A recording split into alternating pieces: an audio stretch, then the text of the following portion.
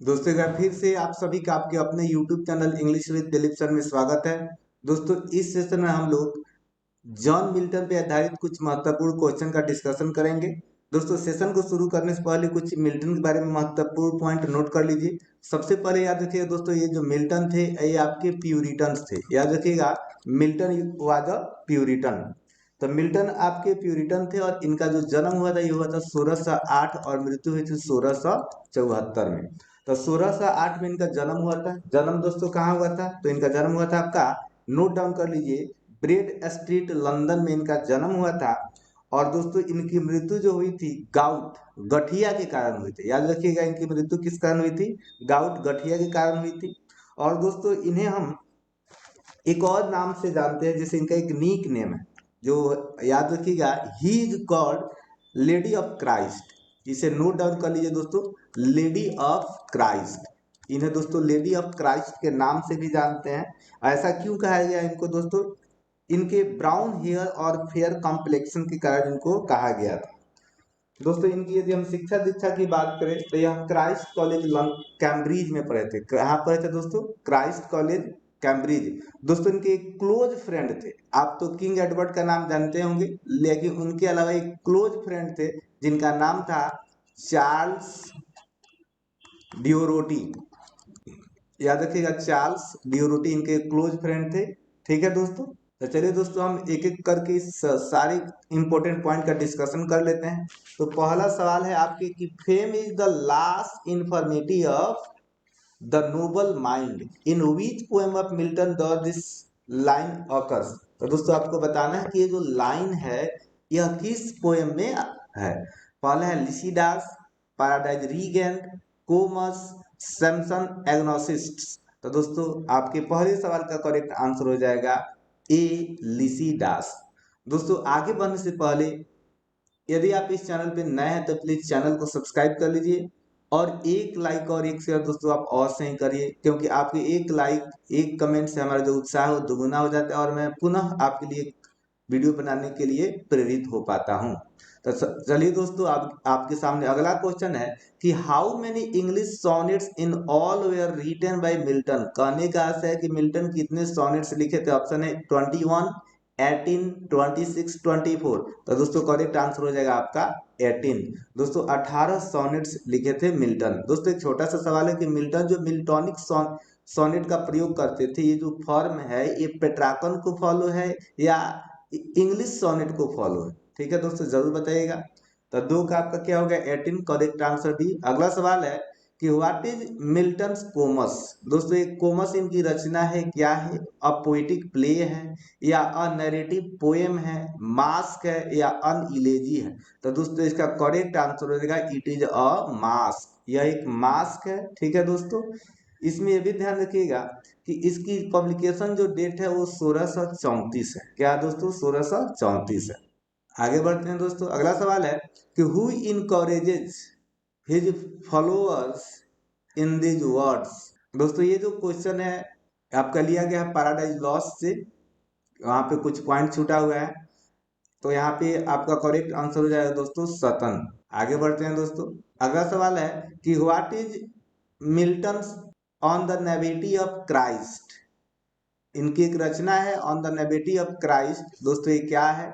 A sonnet, a lyric, an ideal या an ode. तो दोस्तों ऑन नेविटी ऑफ क्राइस्ट एक ओड है, याद रखिएगा दोस्तों। आगे बढ़ते हैं, अगला सवाल है कि Lycidas is a pastoral elegy written by Milton on the death of his friend Edward King Cromwell. तो दोस्तों यहाँ पे आपका करेक्ट आंसर हो जाएगा एडवर्ड किंग ही। आगे कुछ दो ऑप्शन और हैं तो याद रखिएगा एडवर्ड किंग। आगे बढ़ते हैं दोस्तों, अगला सवाल है कि मिल्टन बोरोड द आइडिया या थीम फॉर कोमस फ्रॉम। दोस्तों इनकी जो रचना है जो एक मास्क है कोमस, इसका जो थीम है वो कहाँ से लिए हैं मिल्टन? होमर्स आइलिड या वर्जिल्स एनिड या होमर्स ओडेसिस या स्पेंसर्स फेरी क्वीन। तो दोस्तों 7 का करेक्ट आपका आंसर हो जाएगा होमर्स ओडेसी। अगला सवाल है दोस्तों कि Milton derived the title for his Areopagitica Areopagitica from the Greek word Areopagus. What does what was Areopagus? दोस्तों एरोपेगस क्या था आपको बताना है। The Greek god of liberty, a Greek king who supported freedom of speech, या a Greek hill where a tribunal for liberty of speech was held, या a Greek statesman who campaigned the cause of liberty of speech। तो correct answer है दोस्तों आपका C. अगला सवाल है दोस्तों कि who said Milton thy soul was like a star? Milton को किसने कहा कि आप जो तुम्हारी आत्मा है ना वो सितारों की तरह उज्जवल है। एंड ड्वेल्ट अपार्ट, और भीड़ से क्या रहती है, अलग रहती है। ऑप्शन है Matthew Arnold, Wordsworth, doctor Johnson या कीट्स। तो दोस्तों आपका करेक्ट आंसर हो जाएगा वर्ड्सवर्थ। दोस्तों वर्ड्सवर्थ की एक पोएम थी जिसका नाम था आपका नाम वर्ड्सवर्थ का पोएम जिसका नाम था दोस्तों लंदन। क्या नाम था दोस्तों? लंदन। ये पब्लिश हुआ था 1802 में। इसी पोएम में दोस्तों ये कोट करते हैं मिल्टन के बारे में। ठीक है दोस्तों, तब पोएम का क्या नाम है दोस्तों? लंदन। 1802 पब्लिकेशन टाइम है। अगला सवाल है कि मिल्टन दाउ शुड दोस्तों आर्किक वर्ड्स मतलब पुराने शब्द, इसलिए कुछ प्रॉब्लम है। Thou should be living at this hour मतलब अभी आपको जिंदा होना चाहिए। Who remembers Milton so passionately in a sonnet, अपने सोनेट में मिल्टन को कौन याद करते हैं? शेली, मैथ्यू आर्नोल्ड, कीट्स या वर्ड्सवर्थ। तो दोस्तों करेक्ट आंसर हो जाएगा 10 का आपका वर्ड्सवर्थ याद करते हैं। अब दोस्तों एक सवाल है, बहुत ही इंपॉर्टेंट सवाल है आपके लिए। टाइमिंग बताना है कि किस किस एज में मिल्टन रहे। जैसे मिल्टन को आप रीनेसा पोएट भी कह सकते हैं क्योंकि रीनेसा के लास्ट फेज में आते हैं। जैसे Milton lived through the Caroline या कॉमनवेल्थ या रेस्टोरेशन एज। अगला पॉइंट है जेकोबियन कैरोलाइन एज या कैरोलाइन एंड कॉमनवेल्थ एज या इलिजाबेथन and Jacobian as.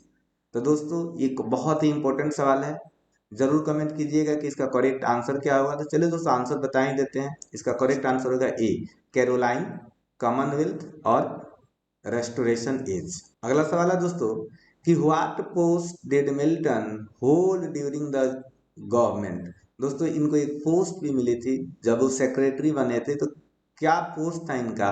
Secretary of foreign tongue, personal secretary to Cromwell के पर्सनल सेक्रेटरी थे, या एजुकेशन सेक्रेटरी या फिर रिटर्न सेक्रेटरी। तो करेक्ट आंसर हो जाए दोस्तों ये सेक्रेटरी ऑफ फॉरेन टोंग। याद रखिएगा दोस्तों ये प्यूरिटन्स थे। अगला सवाल है कि एट व्हाट एज, किस उम्र में did Milton become blind, Milton पूर्णतः अंधे हो जाते हैं? एट द एज ऑफ 38, 44, 43 या 48। तो दोस्तों करेक्ट आंसर हो जाएगा एट द एज ऑफ 44। अगला सवाल है कि who is next in command after Satan in the Paradise Lost. तो दोस्तों सतन के बाद कौन कमांड होता है? ऑप्शन है मैमोन, बालीन, मोलाक या बिलीजे बस। यही करेक्ट आंसर होगा दोस्तों बिलीजे बस। ठीक है दोस्तों आगे बढ़ते हैं। अगला सवाल है कि how many books are there in Paradise Lost. दोस्तों पैराडाइज लॉस्ट में कितनी पुस्तकें थी? 8, 10, 12, 6। तो दोस्तों करेक्ट आंसर हो जाएगा आपका 12। दोस्तों जरूर कमेंट करके बताइएगा कि पैराडाइज लॉस्ट की पब्लिकेशन कब हुई थी और कितनी बार हुई थी। अगला सवाल है कि Milton Samson Agonistes is verse drama, a poetic biography of Samson, an epic या अ नैरेटिव पोएम। तो दोस्तों Milton Samson Agonistes is a verse drama, याद रखिए यह एक वर्स ड्रामा थी। ठीक है आगे बढ़ते हैं। Milton wrote Areopagitica to defend the cause of the regicides, to condemn the deed of the regicides, to defend people's freedom of speech या to propagate his faith in puritanism। तो correct answer होगा दोस्तों यहाँ पे सी।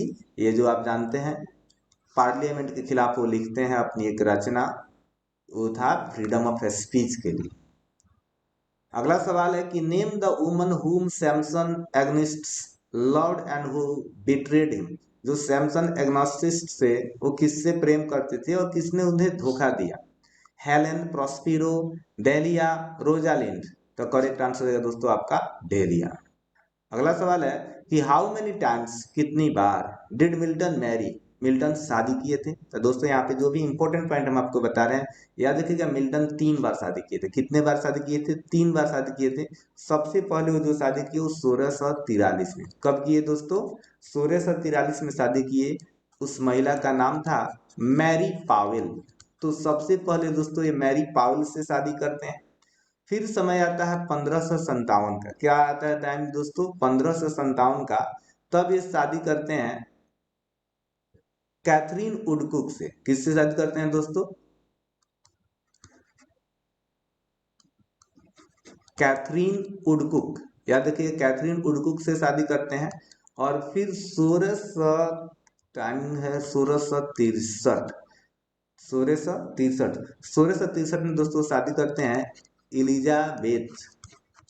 Elizabeth means हल। Elizabeth means हल 1663 में शादी करते हैं।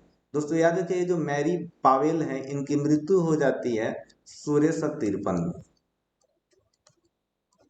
1653 में इनकी मृत्यु हो जाती है कि इनकी मैरी पावेल की। उसके बाद शादी करते हैं कैथरीन वुडकुक से।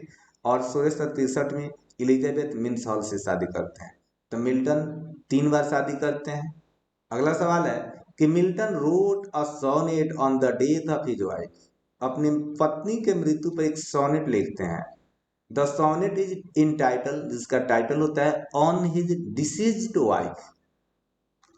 उसके पत्नी के मरने पर। What was the name of his wife who was deceased, मतलब किसके मरने पर ये टाइटल वाला सोनेट लिखते हैं? एलिजाबेथ मेंसल, मैरी पावेल, या नॉट स्पष्ट नहीं, या कैथरीन वुडकुक। तो दोस्तों कैथरीन वुडकुक के मरने के बाद ही आपका सोनेट आता है। अगला सवाल है कि Milton has written a poem. Milton एक पोएम लिखते हैं entitled L'Allegro, which is the exact meaning of the title.